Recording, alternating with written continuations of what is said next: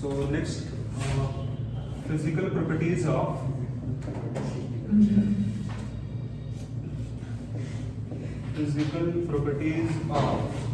symmetrical isomers. Symmetrical isomer, right. तो physical properties में इसमें पहला हो जाएगा first one, dipole moment. Dipole moment अगर हम बात करें, जैसे एग्जांपल यहाँ पहले देख लेते हैं।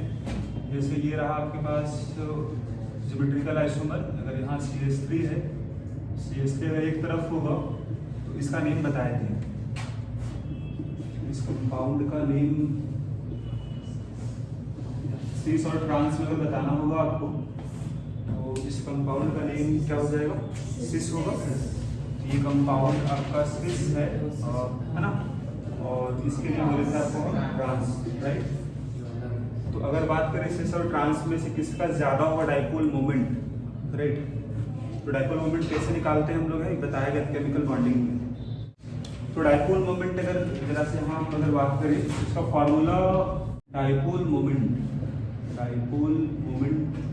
सिंबल तो इसका म्यू से बताए थे, और ये था Q/D बताए थे फॉर्मूला इसका। Q मतलब चार्ज हो जाएगा और D मतलब हो जाएगा बॉन्ड लेंथ, डिस्टेंस। अगर दो चार्ज, अगर सपोज मान लो एक प्लस चार्ज है, प्लस चार्ज एक माइनस चार्ज, अगर इसमें डिस्टेंस अगर मान लो अगर D डिस्टेंस अगर इसके बीच का होगा, चार्ज मान लो प्लस Q है और ये माइनस Q, तो डाइपोल मोमेंट क्या होगा, तो चार्ज Q हो जाएगा और डिस्टेंस D। तो डाइपोल मोमेंट का डायरेक्शन बताए थे आप लोग को हम, डायरेक्शन कहाँ से कहाँ होगा, तो from less electronegative to more electronegative की तरफ।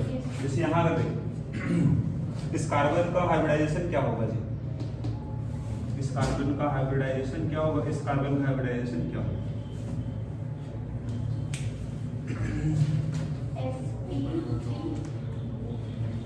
बिल्कुल इस कार्बन का हाइब्रिडाइजेशन हो जाएगा sp3, इस कार्बन का हाइब्रिडाइजेशन होगा sp2, क्योंकि इसमें 3 सिग्मा बॉन्ड है ना, 1 2 3, इसीलिए हाइब्रिडाइजेशन हुआ sp2। sp3 मतलब इसमें 4 सिग्मा बॉन्ड है, 3 हाइड्रोजन तो है जी, 3 हाइड्रोजन बॉन्ड बनाया होगा, और एक यहाँ बॉन्ड दिख रहा है 4 बॉन्ड। तो अब अगर हम बात करें यहाँ कौन सा कार्बन ज्यादा इलेक्ट्रोनेगेटिव होगा, तो उसके लिए भी थोड़ा सा यहाँ हम देख लेते हैं बगल में। अगर हाइब्रिडाइजेशन मान लो अगर sp है या फिर sp2 है या फिर sp3 है, तो इलेक्ट्रोनेगेटिविटी का ऑर्डर ये होता है। अगर कार्बन sp हाइब्रिडाइज्ड है तो इलेक्ट्रोनेगेटिविटी का ऑर्डर ये होता है। क्यों? इसका रीजन क्या बताए थे, इसका रीजन ये होगा कि sp वाले में क्या होगा, यहाँ पर 50% s कैरेक्टर होगा, मतलब देखो s और p मिक्स होगा तभी बनेगा, दोनों का इक्वल नंबर होगा, तो s कितना यहाँ होगा 50% बोलते हैं। sp2 में कितना परसेंट होगा आपका s, 33.33%, यहाँ पर s कितना होगा 25%। तो आपको यह चेक करना होता है परसेंट s, है ना, जिसमें ज्यादा परसेंटेज कैरेक्टर होगा वो ज्यादा इलेक्ट्रोनेगेटिव होता है। ऐसा क्यों बोले थे हम, क्योंकि अगर ज्यादा इस कैरेक्टर होगा इसका मतलब ये होता है कि that will close to nucleus. Nucleus अगर क्लोज होगा मतलब अट्रैक्ट करेगा इलेक्ट्रॉन को अपनी ओर, न्यूक्लियस पॉजिटिव चार्ज है ना, तो प्लस क्या करेगा, अट्रैक्ट करेगा नेगेटिव को। तो जितना ज्यादा इस कैरेक्टर होगा उतना ज्यादा होगा इलेक्ट्रोनेगेटिव, राइट। तो बस यहाँ से नोट बस ये रखना आपको है, इलेक्ट्रोनेगेटिविटी जो होगा प्रोपोर्शनल टू परसेंट इस कैरेक्टर। इस नोट को अगर याद रखते हो आप तो यहाँ से बता सकते हो आप, ये कार्बन ज्यादा इलेक्ट्रोनेगेटिव हो गया जी, क्योंकि ये था sp2 था, ज्यादा इलेक्ट्रोनेगेटिव हो गया, और ये कम इलेक्ट्रोनेगेटिव हो गया इसके तुलना में, इस कार्बन की तुलना में।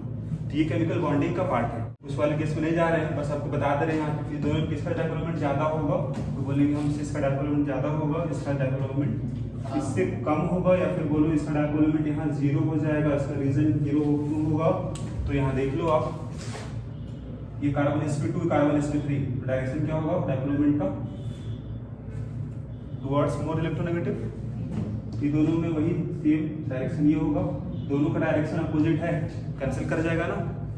उसी तरह कार्बन हाइड्रोजन में which is more electronegative, carbon is more electronegative carbon is molecule. यहाँ भी दोनों आप कैंसिल कर जाएगा। सपोज इसका म्यू 1 अगर लेंगे तो ये भी म्यू 1 ही होगा, ये अगर म्यू 2 है तो ये भी क्या होगा, बॉन्ड सेम तरह का है ना, इसलिए म्यू 2 लिखे हैं, ये बॉन्ड सेम तरह का है इसलिए म्यू 1 लिखे हैं। ये दोनों कैंसिल किया एक दूसरे को, ये दोनों कैंसिल करेगा तो नेक्स्ट कितना होगा, 0 होगा। लेकिन यहाँ पर वैसा कैंसिल नहीं हो पाएगा। ये जो म्यू 1 था और यहाँ जो म्यू 1 है, दिस इज म्यू 1 होगा और ये भी बॉन्ड सेम तरह के इसलिए म्यू 1 बोलेगा और ये म्यू 2 कहलाएगा। बॉन्ड दोनों सेम तरह का है, ये भी म्यू 2, राइट। यहाँ कैंसिल नहीं हो पाएगा because they have different, because ये दोनों का डायरेक्शन अपोजिट नहीं है। लेकिन यहाँ पर डायरेक्शन कैंसिल होगा, बिल्कुल अपोजिट था। वेक्टर में तो पढ़े होंगे ना फिजिक्स में, अगर बिल्कुल अगर फोर्स अगर सेम है, मैग्नीट्यूड अगर सेम है, डायरेक्शन अगर उल्टा होगा तो नेट क्या होगा, रिजल्टेंट 0 हो जाता था। सेम यहाँ तो यहाँ पर नेट क्या लिखना आपको है, dipole moment of cis is greater than dipole moment of. बस ये यहाँ आपके लिए जानना है, आप इसको लिख दो, बाकी बगल में इसको आप दिखा देना। तो यहाँ सेकंड लिखोगे आप, second one boiling point. Boiling point cis और ट्रांस किसका ज्यादा होगा बॉइलिंग पॉइंट, तो उसके लिए फिर से हम बनाते रहे आपको सिस ट्रांस वाला। तो सिस ये था आपके पास, सिस और ट्रांस जो बनाए थे हम लोग यहाँ पर अपोजिट में होगा दोनों मिथाइल, ये आपका ट्रांस था। इसका बॉइलिंग पॉइंट ज्यादा होगा, तो जो मॉलिक्यूल ज्यादा पोलर होगा उसका बॉइलिंग पॉइंट ज्यादा होगा। क्योंकि अगर हम बात करें बॉइलिंग पॉइंट का मतलब क्या होगा, तो लिक्विड स्टेट्स में भी होगा, उसको कन्वर्ट करना होगा गैस में। बॉइलिंग पॉइंट का किस टेम्परेचर पे आपका कन्वर्ट होगा आपका लिक्विड गैस में। तो लिक्विड फॉर्म में अगर दोनों होगा, जो ज्यादा पोलर होगा उसके मॉलिक्यूल्स के बीच में ज्यादा फोर्स काम करेगा, अट्रैक्शन फोर्स काम करेगा, जो ज्यादा पोलर होगा। अब कौन ज्यादा पोलर होगा, तो जिसका ज्यादा होगा डायपोल मोमेंट वो ज्यादा पोलर भी होता है। तो ये दोनों से बता दो किसका ज्यादा होगा बॉइलिंग पॉइंट, सिस वाले का। सिस वाले का डायपोल मोमेंट अगर ज्यादा है इसका मतलब ज्यादा पोलर होगा, ज्यादा पोलर होगा इसका मतलब ज्यादा बॉइलिंग पॉइंट भी होगा। नीचे लिख लो आप, higher will be dipole moment, higher will be dipole moment, higher will be polarity, higher will be polarity of molecules, higher will be polarity of molecules, that is higher will be boiling point, that is higher will be boiling point, higher will be boiling point। इसी point के according अगर बात करें हम, तो boiling point ज्यादा होगा आपका सिस का, बॉइलिंग पॉइंट ज्यादा होगा ट्रांस वाले से। ठीक है, तो ऐसे करके आप एग्जांपल यहाँ दिखा देना। और थर्ड अगर बात करें यहाँ पर, थर्ड हो जाएगा मेल्टिंग पॉइंट। मेल्टिंग पॉइंट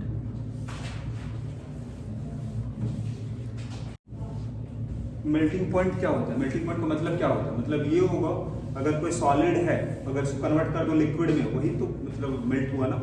तो मेल्टिंग पॉइंट क्या होगा, किस टेम्परेचर पे मेल्ट हो रहा है, सॉलिड से लिक्विड बनेगा। तो सॉलिड जितना ज्यादा स्टेबल होगा उतना ज्यादा मेल्टिंग पॉइंट होगा। सॉलिड में जो आइटम्स यहाँ पर ही है, अगर यही बात करें हम, जो आइटम्स इसका मॉलिक्यूल्स होगा जितना ज्यादा क्लोजली पैक्ड होगा, जितना ज्यादा क्लोजली पैक्ड होगा उतना ज्यादा स्टेबल होगा, उतना ज्यादा मेल्टिंग पॉइंट होगा। यहाँ देखना हो कौन सा कंपाउंड में कितना अच्छे से क्लोज पैकिंग हो पाएगा, मॉलिक्यूल्स के बीच में कितना अच्छे से क्लोज पैकिंग होगा, उसी का ज्यादा होगा मेल्टिंग पॉइंट। अब ज्यादा क्लोज पैकिंग किसका होगा, जो ज्यादा सिमेट्रिकल होगा। अब सिमेट्रिकल ज्यादा कौन है, सिस और ट्रांस में, तो ट्रांस ज्यादा सिमेट्रिकल है सिस वाले से, इसीलिए ट्रांस का ज्यादा होगा मेल्टिंग पॉइंट। तो वो जो पॉइंट है इसको यहाँ लिखा दे रहे हैं, लिख रहे हैं इस वाले केस में। Melting point depends on, melting point depends on, melting point depend on symmetry of molecule, symmetry of molecule, symmetry of molecule, that is higher will be symmetry, higher will be symmetry of molecule, higher will be symmetry of molecule, higher will be close packing. Higher will be close packing. Higher will be close packing in solid state. Higher will be close packing in solid state. That is higher will be melting point. Higher will be melting point. जितना अच्छे से close packing होगा molecules के बीच में, atoms के बीच में, उतना ज़्यादा स्टेबल होगा सॉलिड, मेल्ट जल्दी होगा नहीं, ज़्यादा हीट करना पड़ेगा, मतलब मेल्टिंग पॉइंट ज़्यादा होगा, राइट। एग्जाम्पल देखिए, थोड़ा सा आपको थोड़ा सा पढ़ना भी है सॉलिड स्टेट में, बाकी यहाँ डायग्राम अगर बनाना होगा, सपोज सिमेट्रिकल है ये आपका आइटम, अगर क्लोजली पैक्ड अगर यहाँ दिखा दे इस तरह से मैं आपको, ये देख लो इस तरह से, यहाँ पर गैप बहुत कम रहेगा एटम मॉलिक्यूल के बीच में, अच्छे से लोग क्लोजली पैक हो रहा है। वही अगर हम बात करें सपोज कुछ इस तरह का, तो यहाँ पर क्लोज पैकिंग इतना बेहतर नहीं हो पाएगा जितना अच्छे से क्लोज पैकिंग यहाँ पर ही हो रहा था। इसका मतलब ये होगा कि ये जो यहाँ बनेगा सॉलिड, इसका मेल्टिंग पॉइंट कम। इस डायग्राम से आप ये बोल सकते हो कि यहाँ क्लोज पैकिंग अच्छे से यहाँ पर हुआ है, मतलब ये ज़्यादा स्टेबल रहेगा, मतलब इसका मेल्टिंग पॉइंट ज़्यादा होगा। लेकिन यहाँ गैप ज़्यादा रहेगा तो ये जल्दी से सब सेपरेट हो जाएगा, तो मेल्टिंग पॉइंट इसका कम होगा। तो हम इस पर यहाँ से बता सकते हैं जो ज़्यादा सिमेट्रिकल मॉलिक्यूल्स होगा वहाँ क्लोज पैकिंग अच्छे से हो पाएगा और इसका मेल्टिंग पॉइंट ज़्यादा होगा। बस डायग्राम था ताकि वहाँ से रिलेट कर सको सिमेट्री वाला पॉइंट, इसलिए डायग्राम बनाया। डायपोल इवेंट हुआ, इसका ज़्यादा होगा, बॉइलिंग पॉइंट भी इसका ज़्यादा होगा, मेल्टिंग पॉइंट से ज़्यादा था, तो मेल्टिंग पॉइंट आपका ट्रांस का मेल्टिंग पॉइंट ज़्यादा है सिस वाले से। रीजन क्या बोलोगे? सिमेट्रिकल ज़्यादा है। Fourth one, solubility. Solubility in water, ज़्यादा सोल्यूबल कौन होगा? सिस होगा, ट्रांस होगा? Which is more soluble? तो वाटर क्या आपके पास? वाटर इज पोलर सॉल्वेंट, इसमें सोल्यूबल कौन होगा? पोलर कंपाउंड इसमें सोल्यूबल होगा। ज्यादा पोलर कौन था? सिस ट्रांस में ज्यादा पोलर कौन था? ज्यादा पोलर सिस था, मतलब सिस ज्यादा सोल्यूबल होगा देन ट्रांस, राइट। नीचे लिख लो गया, solubility depends on solubility depends on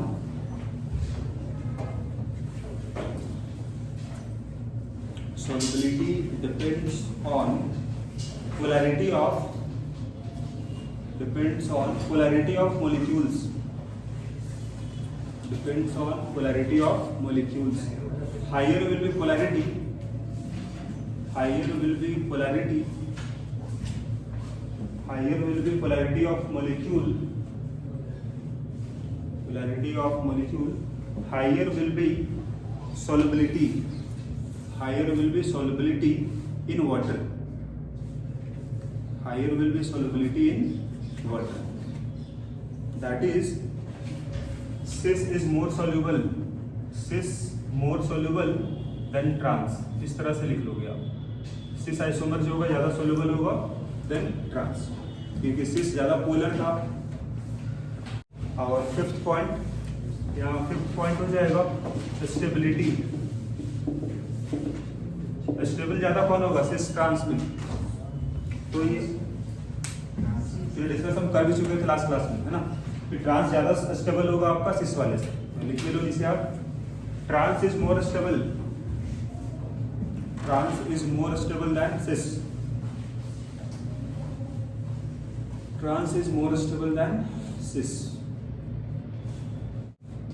reason क्या बोले थे? ट्रांस वाले केस में ग्रुप क्या था? दूर दूर था ना। CH3 ग्रुप अगर देख लो आप, अपोजिट डायरेक्शन था डबल बॉन्ड का, मतलब दूर दूर होगा, मतलब उसमें रिपल्सिव फोर्स कम काम करेगा, मतलब वो ज़्यादा स्टेबल होगा। वही अगर बात करें सिस वाले में, दोनों CH3 एक CM डायरेक्शन में था, वहाँ पर ग्रुप अगर सामने होगा रिपल्सिव फोर्स काम करेगा तो वो कम स्टेबल होगा, राइट।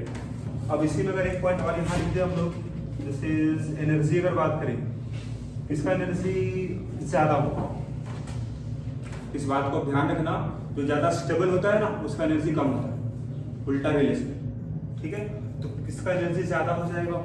सिस का। नीचे लिख लो आप, यहाँ पर क्या हो जाएगा, तो सिस आइसोमर का एनर्जी ज्यादा होगा ट्रांस वाले से, क्योंकि स्टेबिलिटी क्या था, स्टेबिलिटी वाले में ट्रांस का ज्यादा स्टेबिलिटी था, तो बिल्कुल रिलेशन इसका उल्टा होगा स्टेबिलिटी और एनर्जी वाले, राइट।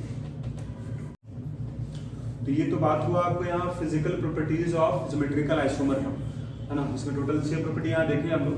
पहला डाइपोल मोमेंट बोले आपको हम, सिस का ज्यादा होगा डाइपोल मोमेंट। दूसरा बताया आपको हम बॉइलिंग पॉइंट बोले थे, बॉइलिंग पॉइंट में सिस का ज्यादा था। थर्ड था मेल्टिंग पॉइंट, ट्रांस का ज्यादा था। फोर्थ बताया आपको सोलबिलिटी, सिस का ज्यादा है। स्टेबिलिटी ट्रांस का ज्यादा होगा और एनर्जी सिस का ज्यादा होगा, राइट।